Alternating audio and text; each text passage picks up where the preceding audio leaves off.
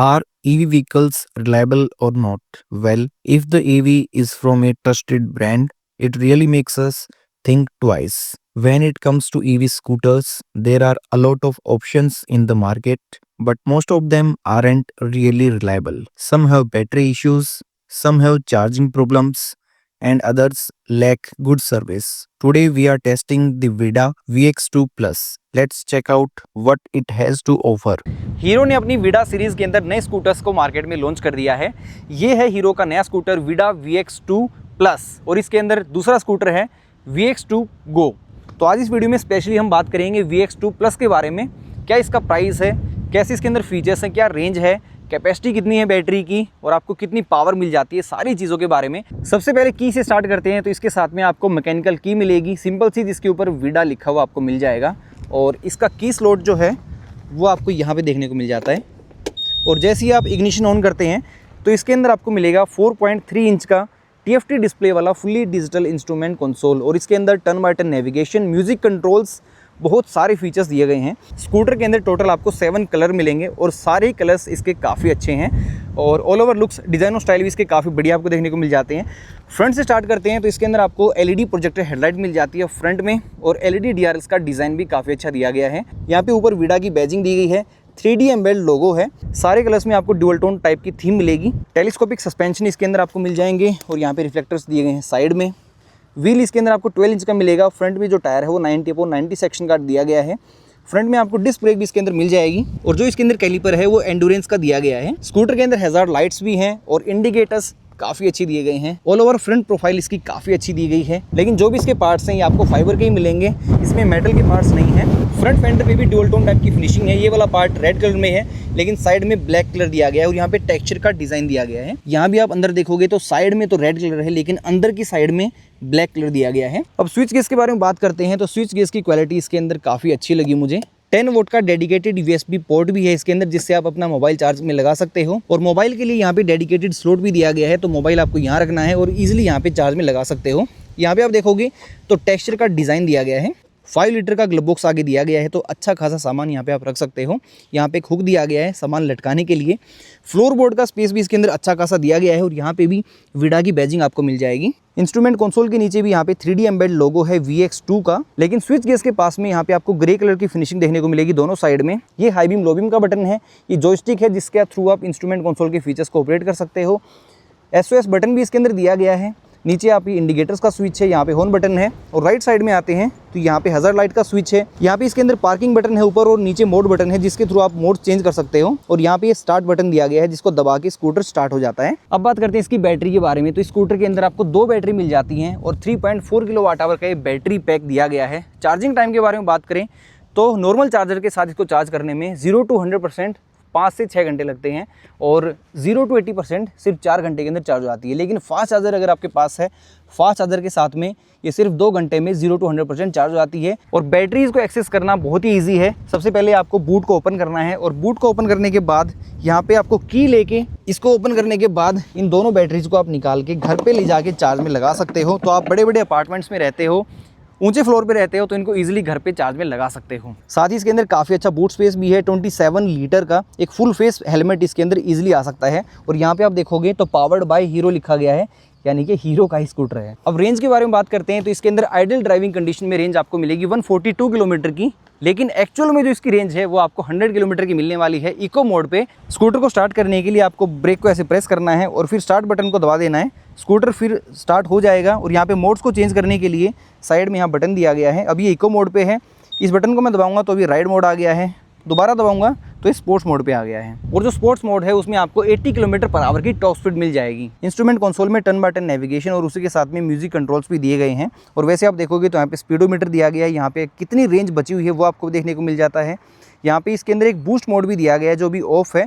Scooter का एक सबसे खास फीचर है बूस्ट मोड। अगर आप इको मोड में चल रहे हो और आपने थ्रोटल पुल कर दिया तो आपको स्पोर्ट्स मोड वाली पावर मिल जाएगी, यानी कि क्विकली अगर आपको पावर चाहिए होगी तो फिर बूस्ट मोड में आपको स्पोर्ट्स मोड वाली पावर मिल जाती है, तो इनिशियल एक्सेलरेशन आपको बहुत ही शानदार देखने को मिल जाता है बूस्ट मोड की वजह से। और पावर फिगर्स के बारे में बात करें तो 6 किलोवाट की पीक पावर है इसकी और 25 न्यूटन मीटर का मैक्सिमम टॉर्क जनरेट करती है। फुट पैक्स की क्वालिटी इसके अंदर आपको काफ़ी अच्छी देखने को मिल जाती है। यहाँ पे टेक्सचर का डिज़ाइन भी दिया गया है और यहाँ पे भी आपको डुअल टोन टाइप की फिनिशिंग देखने को मिल जाएगी। और डायमंड कट अलॉय व्हील्स इसके अंदर दिए गए हैं। डायमंड कट अलॉय व्हील्स काफ़ी अच्छा लुक इसको प्रोवाइड कर रहे हैं।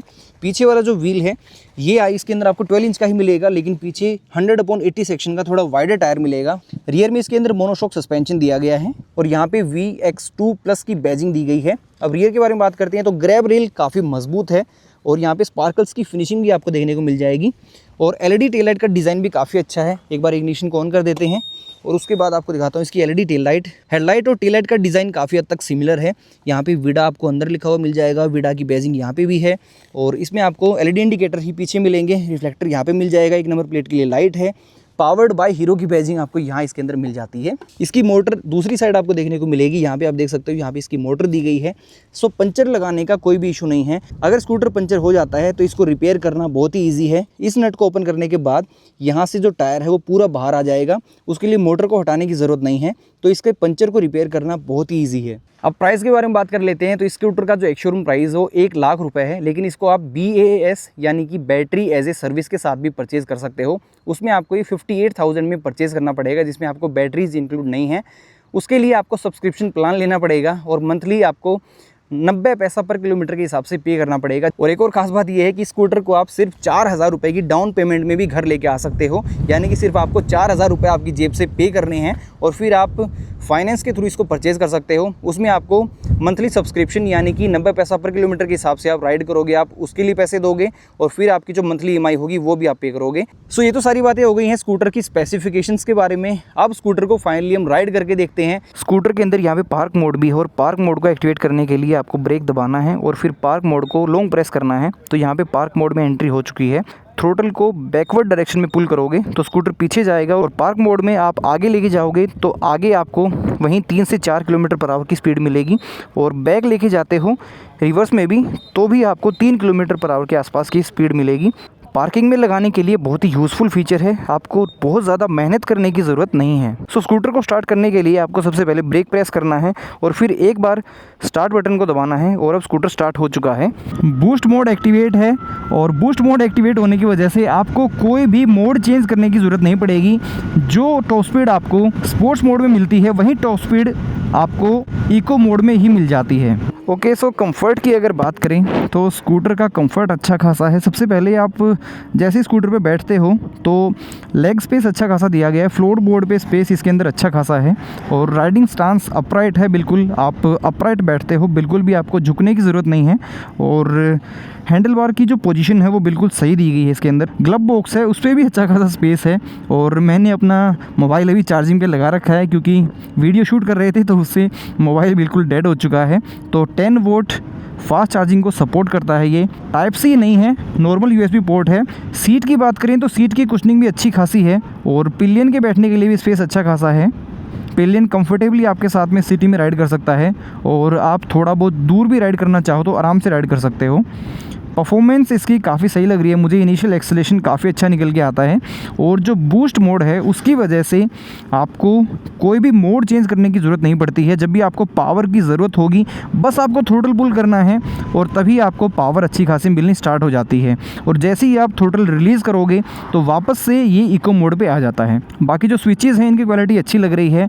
सस्पेंशन के बारे में अगर बात करें तो मैंने इसको थोड़े ख़राब रास्तों पर भी राइड करके देख लिया है, हाईवे पर भी राइड करके देख लिया है। सस्पेंशन की ट्यूनिंग मुझे अच्छी लगी है, लेकिन जो मोस्टली गड्ढे आ रहे हैं वो आपको फील तो होंगे ही बट बहुत ज़्यादा अनकंफर्टेबल आपको महसूस नहीं होगा, बहुत ज़्यादा अनकंफर्टेबल फील नहीं होगा। फ्रंट में टेलीस्कोपिक है और रियर में मोनोशॉक है।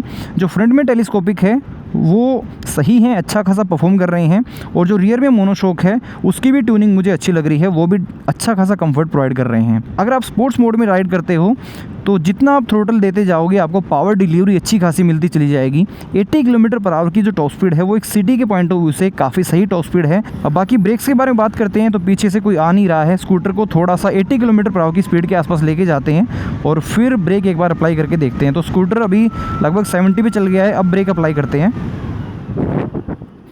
वाओ, ब्रेकिंग बहुत अच्छी है यार, क्योंकि फ्रंट में डिस्क ब्रेक है, एंड्योरेंस का डिस्क ब्रेक फ्रंट में सेटअप दिया गया है और रियर में इसके अंदर ड्रम ब्रेक है।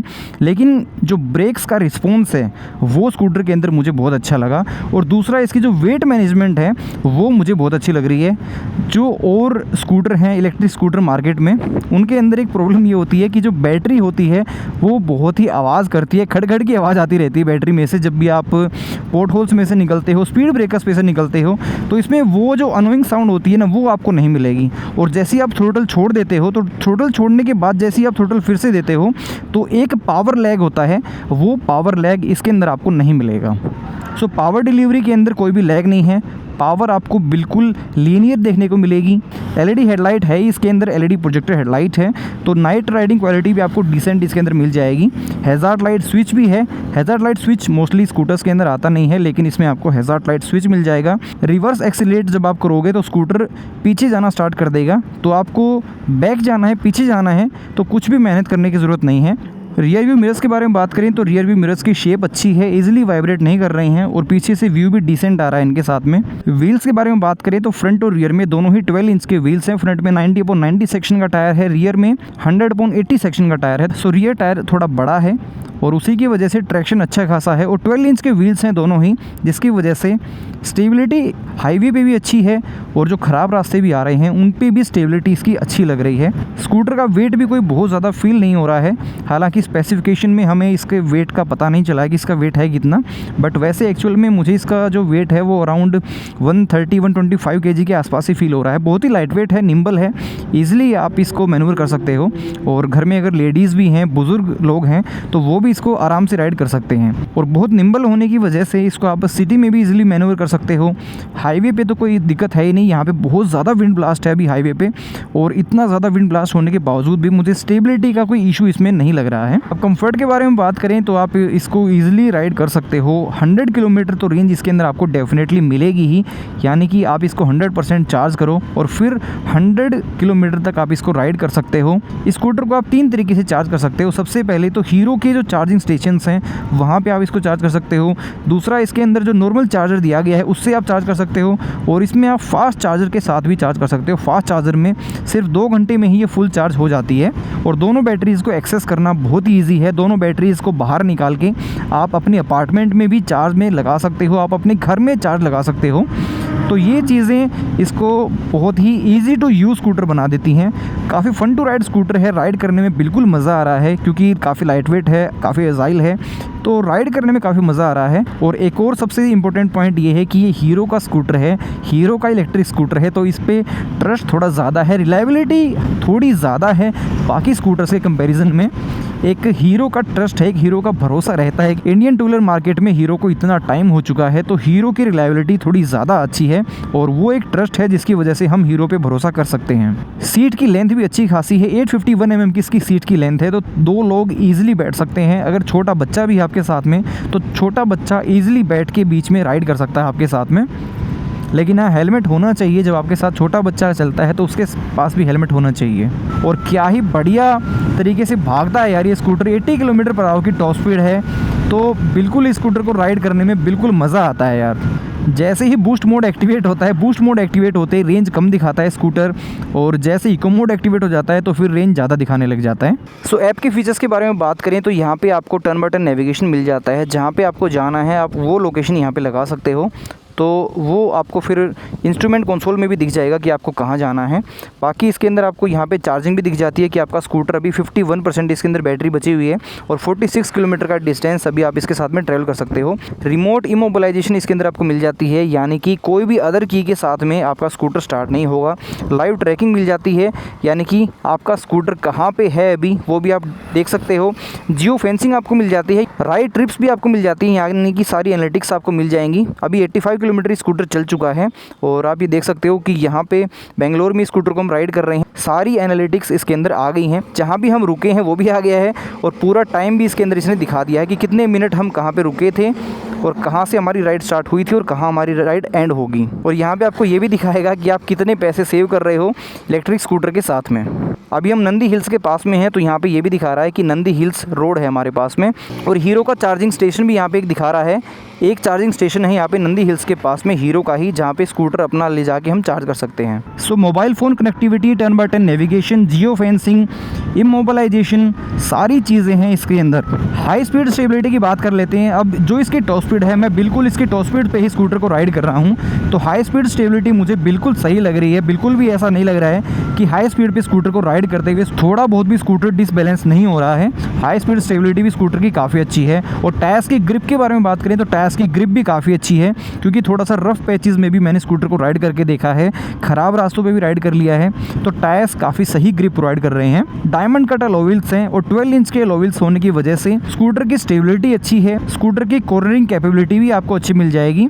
सो फाइनली अपने वर्डिक्ट के बारे में बात कर लेते हैं। अगर आपका बजट 1 लाख रुपए के आसपास है और आपको एक इलेक्ट्रिक स्कूटर परचेज करना है, विडा VX2 प्लस को आप बिल्कुल कंसीडर कर सकते हो, क्योंकि आपके पास इसके ऑप्शन भी हैं परचेज़ करने के। 58,000 में आप इसको बैटरी एज ए सर्विस के साथ परचेज़ कर सकते हो और 90 पैसा पर किलोमीटर के हिसाब से आपको मंथली पे करना पड़ेगा। जितना आप चलाओगे उसी के अकॉर्डिंग आपको पे करना है, एक्स्ट्रा आपको बिल्कुल भी पे नहीं करना पड़ेगा। और सबसे इम्पोर्टेंट बात, आप इसको 4,000 रुपये की डाउन पेमेंट में भी घर लेके आ सकते हो। तो इसको बाय करना तो यार बहुत ही इजी है, और इलेक्ट्रिक स्कूटर है तो आपकी जेब पे ज़्यादा भारी भी नहीं पड़ेगा, क्योंकि इसकी जो रनिंग कॉस्ट है वो भी काफ़ी कम है। और हीरो का एक जो ट्रस्ट है, हीरो की जो रिलायबिलिटी है, वो एक सबसे मेजर फैक्टर है स्कूटर को चूज़ करने का। तो सारी चीज़ें आप कंसीडर करके ज़रूर देखना, तभी आप इसको फाइनल करना। और हाँ, स्कूटर को परचेज़ करने से पहले एक बार इसकी टेस्ट राइड लेके ज़रूर देखना। मार्केट में और भी इलेक्ट्रिक स्कूटर हैं 1 लाख रुपए की रेंज के आसपास में, लेकिन हीरो की सर्विस सेंटर अच्छे हैं, हीरो की जो मार्केट में वैल्यू है वो अच्छी है, और हीरो की रिलायबिलिटी तो यार है ही, क्योंकि हीरो तो हीरो है। और मैं ये कोई जानबूझ के कुछ बढ़ा के बात नहीं बोल रहा हूँ, जो एक्चुअल में फैक्ट है वहीं आपको बता रहा हूँ। क्योंकि कोई भी इलेक्ट्रिक टू व्हीलर परचेज़ करने से पहले एक बार तो दिमाग में ये आता ज़रूर है कि यार ये रिलायबल है कि नहीं, इसकी बैटरी कहीं ख़राब ना हो जाए, ये ना हो जाए, तो बहुत सारी चीज़ें हैं। और इसके अंदर आपको 3 से 5 साल की वारंटी का ऑप्शन मिल जाता है। आप 3 से 5 साल की कोई भी वारंटी का ऑप्शन चूज़ कर सकते हैं। सो हमारी राइड ऑलमोस्ट ख़त्म हो चुकी है। 44% बैटरी अभी चार्ज है। 40 किलोमीटर का डिस्टेंस अभी बैटरी और कवर कर सकती है। और अगर इसको मोड चेंज करके देखें तो स्पोर्ट्स मोड में अभी भी 25 किलोमीटर का डिस्टेंस ही कवर कर सकती है 43% चार्ज पे। सो आपका 1 लाख रुपए का बजट है, तो फिर बिल्कुल आप हीरो विडा VX2 को कंसिडर कर सकते हो। तो यार इस वीडियो में फिर इतना ही। आई होप ये वीडियो आपको पसंद आई होगी। कुछ भी इस वीडियो में आपको अच्छा लगा हो तो लाइक ज़रूर कर देना। चैनल को अभी तक सब्सक्राइब नहीं किया है तो सब्सक्राइब कर सकते हो, और अपने भाई को इंस्टाग्राम पे फॉलो भी कर सकते हो @K2K Moto Vlogs पे। तो फिर मिलते हैं अगली वीडियो में। Till then, ride safe, drive safe.